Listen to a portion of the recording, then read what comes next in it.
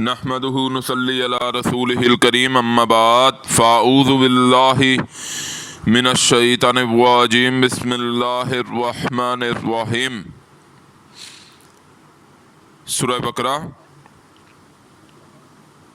آیت مبارکہ نمبر 85۔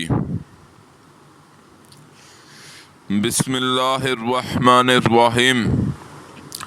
ثم انتم هؤلاء تقتلون انفسکم وتخرجون فریقا منکم من دیارہم تظاہرون علیہم بالاسم والعدوان وإن یاتکم اسارۃ فادہم وہو محرم علیکم اخراجہم افتؤمنون ببعض الکتاب وتکفرون ببعض فما جزاء من یفعل ذلک منکم الا خزی فی الحیاۃ الدنیا ویوم القیامۃ یردون الی اشد العذاب وما اللہ بغافل عما تعملون۔ آمنت باللہ وصدق اللہ العظیم۔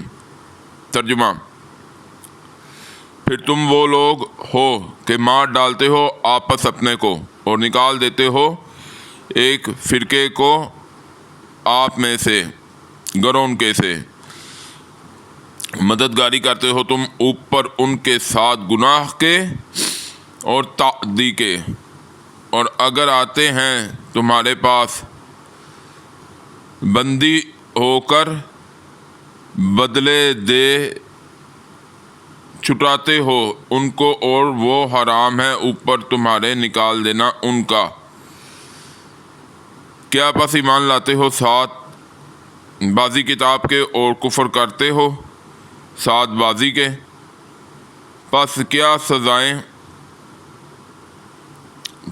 سزا اس شخص کی کہ کرے یہ کام تم میں سے مگر رسوائی بیچ زندگانی دنیا کے اور دن قیامت کے، اور پھیرے جاویں گے طرف سخت عذاب کے، اور نہیں اللہ تعالیٰ بے خبر اس چیز سے کہ کرتے ہو تم۔ بے شک اللہ رب العزت نے جو کہا سچ کہا اور ہم اس پر ایمان لاتے ہیں۔ اب یہ قرآن پاک کی وہ آیت مبارکہ اور وہ اونچی چوٹیاں قرآن پاک کی کہ اللہ توفیق دیں تو انہیں دیکھنے کے لیے گردن اونچی کرنی پڑتی ہے، اونچا ہونا پڑتا ہے، دیکھنے کے لیے اپنے آپ کو اس قابل کرنا پڑتا ہے۔ اور وہ یہاں ایک چیز یہ بتا دوں کہ اونچا ہونا تو پڑتا ہے، لیکن اونچے ہوگے کیسے، اس کے لیے درجہ دوا کفایت کرے گا۔ الذین یؤمنون بالغیب پر یقین رکھو گے تو بات سمجھ آئے گی جو بات سمجھانے لگا ہوں۔ جس کو یہ یقین ہو گیا میں اعلیٰ ہوں یا میں اپنے آپ کو اونچا کر لوں گا یا میں اونچا ہو جاؤں گا، وہ غفلت میں پڑ گیا جس میں شیطان ڈالتا ہے اور ڈال رہا ہے۔ تو یہاں آپ کو قرآن کی ان چوٹیوں کو اونچا ہو کر دیکھنے کے لیے آپ کو اللہ رب العزت سے دعا کرنی پڑے گی، غیب سے جڑنا پڑے گا۔ دعا کیا ہے؟ آپ کسے مانگ رہے ہو؟ آپ کو نظر آ رہا ہے؟ تو الذین یؤمنون بالغیب، تو جو غیب پر ایمان رکھتے ہیں انہیں یہ بات سمجھ آ جائے گی، اللہ توفیق دیں۔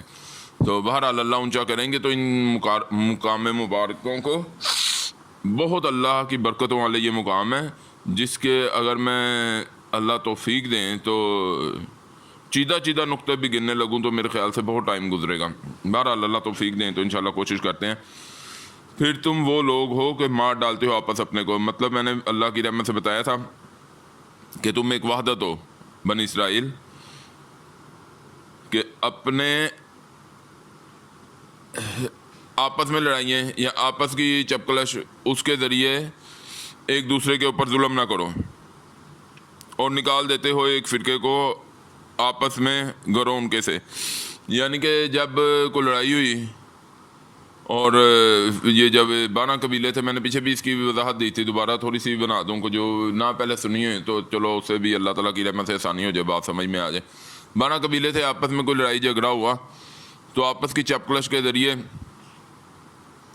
وہ جب لڑائی کا نقصان اٹھا کے کوئی پیچھے گدیرا گیا، گر گیا اور آگے پیچھے ہو گیا، بھاگتے دوڑتے، اس ٹائم دنیا کے اگر آپ نقشہ بنائیں ذہن میں تو کیسے معاملات تھے، اجاڑ بیابان، تو وہ نہ کوئی ٹیکنالوجی تھی، تو کوئی جو پیچھے گرتا تھا یا دوڑتا تھا ایک دوسرے سے بچتے بچاتے تو کسی کا بندی بن گیا. اب وہ بندی بن گیا تو اسے کسی اور ملک لے گیا. اب وہ جب وہاں ان کے بندی بنے ہیں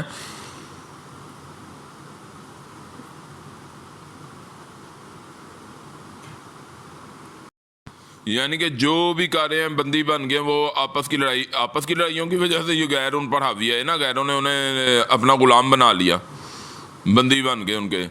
اب جب انہیں بازاروں میں لایا جا رہا ہے بیچنے کے لیے تو یہ بنی اسرائیل جا رہے ہیں وہاں چھڑوانے، ان کے امیر لوگ جا رہے ہیں. تو وہ کیا کہہ رہے ہیں کہ نہیں یہ بنی اسرائیل ہے، ہم اسے نہیں بندی بننے دیں گے، ہم اسے غلام نہیں بننے دیں گے. پیسے دیتے تھے اور اسے چھڑوا لیتے تھے. بظاہر تو بڑا نیکی کا کام کر رہے ہیں. تو اللہ تعالیٰ یہاں بھی جو آپ اللہ رب العزت کی تقسیم دیکھو تو اللہ تعالیٰ کہہ رہے ہیں کہ تم پر تو حرام کیا تھا انہیں گھروں سے ہی نکالنا، کہ اگر کوئی تمہارا بھائی آگے پیچھے ہو گیا ہے تو اس کا تجسس کرو اور اس کے ٹھکانے پہ لا کے اسے رکھو. یعنی کہ ایک دوسرے کی فکر ہونی چاہیے. آج امت مسلمہ جو میں بار بار یہ سارے معاملات کے بعد بتانے کے بعد آپ کو کہ امت مسلمہ کے اوپر آپ اگر جائزہ لیں تو وہ ہم کس حال میں پہنچ گئے ہیں. اللہ ہمارے حال پہ رحم کر دیں. ہمیں مسلمان کو مسلمان کی نہ کوئی فکر ہے نہ کوئی علم ہے، کس حال میں ہے وہ. تو بہرحال مختصر یہی آیت میں بھی ہے کافی چیزیں اللہ کی رحمت سے بتانے والی. تو دو آپ کو نشاندہی کرتا تو ایک تو سابقہ وقت جب یہ آیتوں کا بتایا جا رہا ہے ٹائم، دوسرا آج کے وقت میں کیونکہ قرآن نور ہے، روشنی ہے. کس معنی میں کہ آپ کو آنے والے وقت کے لیے اللہ رب العزت کی رحمت سے عقل دے گا، سمجھ دے گا. پھر آپ آیت کے اندر اپنا آئینہ بنا کے آیت میں تو اپنا چہرہ دیکھو گے، چہرے پہ کوئی گند نظر آئے گا تو اسے صاف کرو گے. تو موجودہ وقت اس لیے میں بار بار بتاتا رہتا ہوں، موجودہ وقت کے حساب سے آپ قرآن کو دیکھو تو اللہ تعالیٰ کی رحمت سے آپ کو فیصلہ لینے میں آسانی ہوگی. جو آپ نے لینا ہے، دنیا میں آئے ہو تو اللہ تعالیٰ نے آپ کو کہا ہے نائب بنا کر بھیجا، خلیفہ بنا کر بھیجا. تو یہاں آپ نے فیصلے لینے ہیں، لیکن فیصلے وہ لینے ہیں. میں مثال دیتا ہوں آپ کو. کوئی انسان کہتا ہے کہ میری وصیت ہے، میرے یہ 2 مکانوں میں سے 1 مکان فلانے میرے بیٹے کو مل جائے، وہ وہیں کفر کر گیا. اب جس مالک نے پیدا کیا اس نے تو تیرے پیدا ہونے سے بڑی دیر پہلے نبی اسلم کے ذریعے جو تیری وراثت ہے اس کی حصے داریاں کیسے ہونی ہیں سارا کچھ بتا دیا، اور تجھے یہ لگ رہا ہے کہ میں وارث ہوں اور تو اپنی جائیداد کا خود بٹوارا کرنا چاہ رہا ہے. تو یہی تو خدا کے کاموں میں مداخلت ہے. جس کی جائیداد ہے، جس مالک کی، جس کے پاس لوٹ جانا ہے نا، اس نے بتا دیا ہے کہ کیسے جائیداد کا حصہ کرنا ہے. جب آپ اس میں اپنی کوئی منطق، اپنی کوئی آرا کو بیچ میں لاتے ہو تو وہیں آپ جو ہے نا گمراہی کی طرف چلے جاتے ہو. بہرحال موضوع سے مزید ہٹ جائیں گے تو یہ ہے کہ اسی پر رہیں. تو اللہ تعالیٰ نے ان ساری خباستوں کے بعد اللہ تعالیٰ جو بتا رہے ہیں کہ اس کی وجہ کیا ہے کہ افتؤمنون ببعض الکتاب وتکفرون ببعض. اور ڈاکٹر اسرار احمد رحمۃ اللہ علیہ سے یونیورسل ٹروتھ کہتے ہیں کہ ابدی حقائق ہیں. اور آج بھی آپ دیکھو بالکل صحیح بات ہے کہ کیا تم کتاب کے کچھ حصے کو مانتے ہو اور کچھ کا انکار کرتے ہو. اس میں بہت کچھ ہے کہنے کے لیے. تو بہرحال اللہ تعالیٰ بتا رہے ہیں اس کے نتیجے میں تم لوگوں کے ساتھ کیا ہوا کہ دنیا کی ضلالتیں تم لوگوں پر لکھ دی گئیں اور قیامت میں اشد العذاب، شدید ترین عذاب. اللہ ہمیں معاف کریں. تو آج آپ امت مسلمہ کو دیکھیں نا، 57 اسلامی ملک ہے، عزت غیرت وہ کس چیز کا نام ہے پتہ ہی نہیں. طالبان نے اللہ کا نام لے کر اللہ پر توکل کیا، اللہ پر یقین رکھتے ہوئے، اللہ کی مدد پر یقین رکھتے ہوئے کفار کو پکارا ہے اور ان سے نبر آزما ہوئے ہیں. اللہ تعالیٰ نے انہیں فتح دی ہے کہ نہیں.